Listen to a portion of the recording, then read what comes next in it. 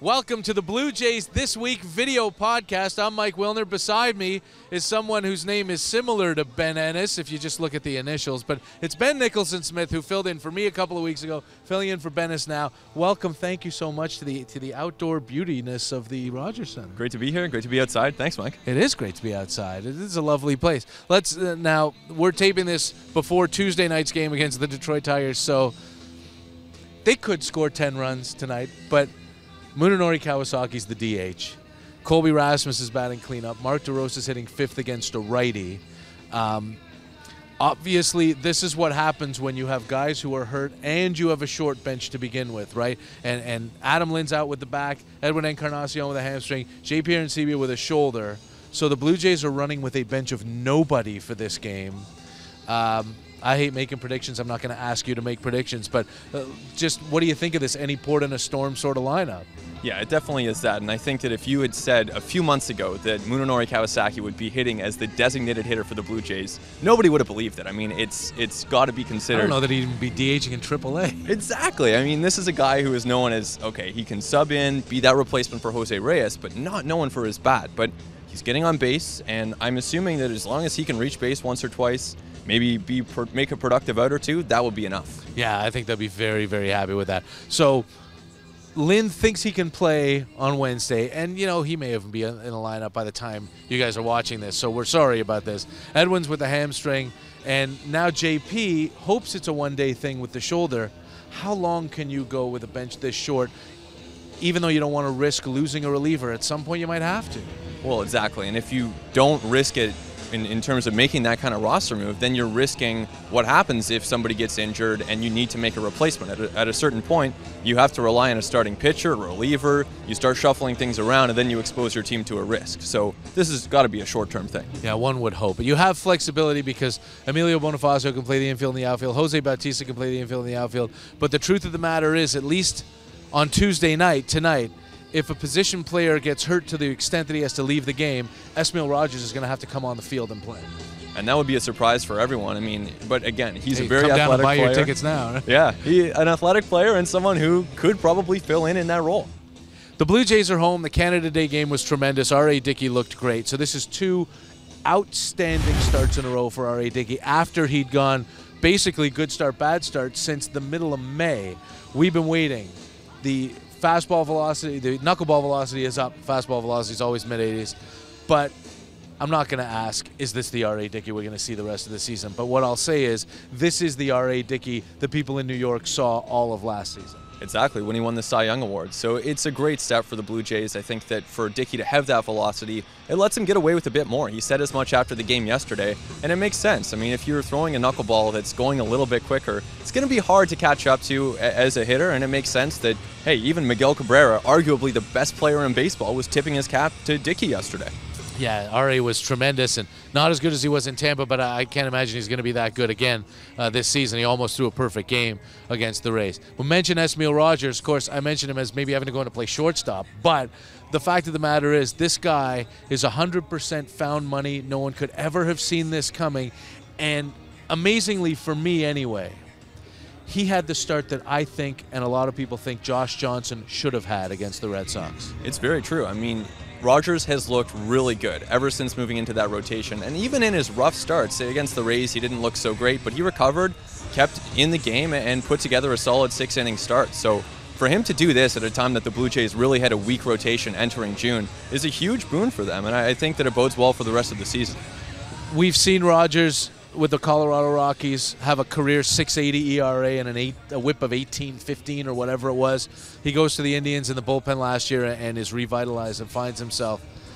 Is there reason? I mean, he's young enough. The stuff is off the charts. Do you think that at some point in time he turns into a pumpkin, or do you think that he can be a viable major league starter?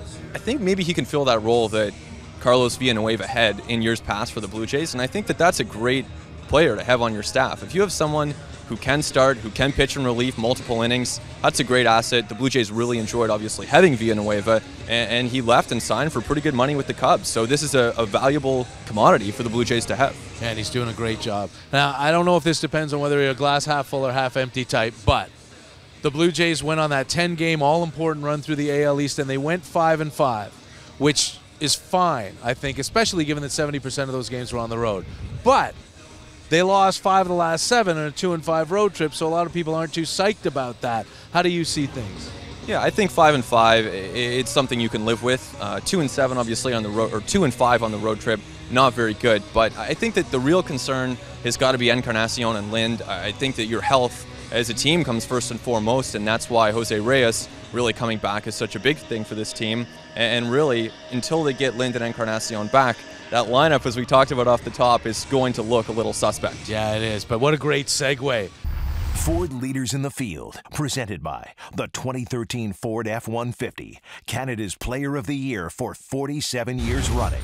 Since the Blue Jays got Reyes back, well, they're 2-4 as we sit here and speak. But he has hit home runs in each of the last 2 games, and they've won each of those last 2 games. Actually 3-4 since they got Reyes back, because he came back for the R.A. Dickey game in Tampa Bay. And we spoke to Jose Reyes just moments ago. Jose Reyes. Jose Reyes with the Loviste, digging everything. You're welcome back. It's been a long time, and here you are all powered up with 2 home runs in 2 games. I mean, yes, happy to be on the field, contribute to my team, helping my ball club to win again. I know it's been a while for me to be on the field, but I need to enjoy because this is what I love to do. Jose, you've had some power recently, hitting those home runs. How are you feeling physically right now? Physically, I feel good. Like I said, home run is not my game, but when I hit one, I had to enjoy. My game is get on base for the big boy behind me. You were back home, first home game in 3 months almost is on Canada Day, packed house, everybody's wearing red. This was your first experience with that. What did you think? I know, unbelievable. The energy that the fan bring yesterday was unbelievable. That's good to see, but we just happy to come out with a win for the whole Canada. And now this team, for the second half of the season, right around the 500 mark. What are you expecting as the second half of the season unfolds? Right now we just expect to play consistent baseball, and take it one guy at a time, win series, I think that's going to be the key for us, Don't try to get ahead of ourselves. Yes, win series and take it one guy at a time and go from there. You saw when you came back, when you came back and weren't able to play, after that series in New York, the team started to play a lot better. Then you went away for the rehab, and then they won a whole bunch of games. Yeah. But this is a team now that's won 31 out of its last 51 games. Do you think you can keep that up, and is that what it's going to take to get back in a race? I mean, it's not that. We know it's not going to be easy in our division. It's very tough, very good ball club in our division, But like I said, the team that we have, that's the thing that the way that we're playing right now, that's the way we're supposed to play, the whole season long. We know the first couple of months was kind of struggling for everybody, but, the talent that we have, it showed up right now. You got to run, but before you do, just a couple of words on Esmil Rogers, because it seems like out of nowhere this guy's become a fantastic starter for you. I mean, it's unbelievable to see Roger. The stuff has always been there, but now he's been consistent with it. That's good to see, and that's something that we're going to need it for the long haul. Thanks a lot, Jose. Thank you. So there's Jose Reyes on our Ford Leaders in the Field segment. And really, Ben, people talked so much about the positive effect Munenori Kawasaki had on this team from an intangible standpoint. We can't break that down. But what we can say is that Reyes is the same sort of huge extrovert, giant personality, loving the game, and most people can understand him. Exactly. It wouldn't be easy to step in for Kawasaki after the way that he really grew to be one of the fan favorites here in Toronto. But if anyone can do it, I think it is Reyes, and that's the point that John Gibbons has made. I think it's a very good one because Reyes has that personality, like you said, and he's obviously got the talent that it really surpasses that of Kawasaki. Yeah, that's the thing. I mean, as much as everybody loves Munenori Kawasaki, and there's no reason not to love the guy. He did exactly what they needed and even more, exceeded expectations by a ton. But as I've said on the Blue Jays Talk on a couple of occasions now, conservatively, Jose Reyes is a bazillion times better at baseball than Munenori Kawasaki. It's true. I mean, you look at Reyes' career numbers, they're fantastic across the board. Whether you look at defense, base running, offense, he can do it all. And this is a bat that would play really at any position on the diamond, and yet he's playing shortstop and playing it well. Yeah, he really is. And he's our focus of our Ford Leaders on the Field segment, but A Ford leader in the field of broadcasting, the great Tom Cheek, is being honored before Tuesday night's game here because he was inducted into the Canadian Baseball Hall of Fame this past weekend. At the end of July, he'll get the Ford C. Frick Award for Broadcasting Excellence from the National Baseball Hall of Fame in Cooperstown. I cannot possibly overstate the effect that the man had on me, on my life, on my career. But it started when I was 7 years old, listening to him on the radio, and I think that's the story of a lot of Canadian kids. You're from an entirely different generation, you whippersnapper. So tell me what you remember about Tom Cheek. Well, Tom Cheek and Jerry Howarth really were my introduction to Major League Baseball. I listened on the radio, didn't have a TV as a kid, so Tom and Jerry were my window into the Blue Jays, like you, Mike, and I'm sure like a lot of people. So I really couldn't overstate it either. I think that Tom is someone I had the chance to meet once when I was a kid, right around here actually, and he is a tremendous broadcaster. It's great to see him honored. Yeah, it is, and his family will be here, his wife Shirley, and I don't know how many of the kids, Jeff, Tom, and Lisa, but, you know, he's up on the level of excellence with good reason, and I remember the dugout is like right beside us here, and I remember standing in that dugout on August 29th, 2005, 2004, which was Tom Cheek Day here at Rogers Center, and the level of excellence was a little different then. They've remodeled things since, but Tom was sitting looking out onto the field, and I was standing, and we were just talking, and he noticed that there was a section of the level of excellence that was draped over, and I had seen it like an hour before and knew that it was happening, and just to see that recognition, and he just looked there and sat there and said, "You have got to be kidding me." He could not believe it, and it was just so amazing to get to see that and to hear him talk that day, and we all miss him so much. But the truth of the matter is, he never wanted any recognition. Astoundingly, he never thought he deserved any recognition. He just thought he was coming to work every day.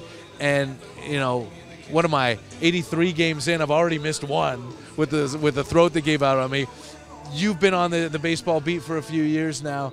Just to show up for work every day is a ridiculous achievement over 27 years. No question about that. I think that anyone would say if you show up for 27 years every day to work, that's impressive. And yet there's a lot of travel, as you know, involved in the job of being a baseball broadcaster. It's a demanding job, a fun one, of course, but I think that he definitely deserves a lot of credit, and it's good to see that he's getting it. Yeah, all-star games as well, postseason spring training games. Tom Cheek never missed one, and we are thrilled to be able to recognize him here, and that the Blue Jays are doing something for him, and well-deserved.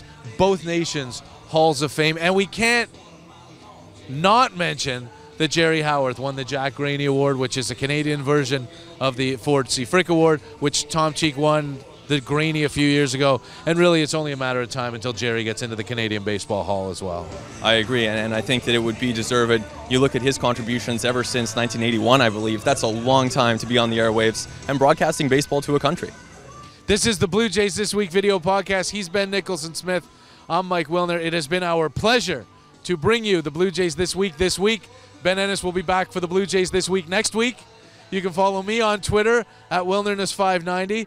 You can follow Ben on Twitter at, it used to be at Ben Nicholson-Smith. At B. Nicholson-Smith, that's where I am. At B. Nicholson-Smith.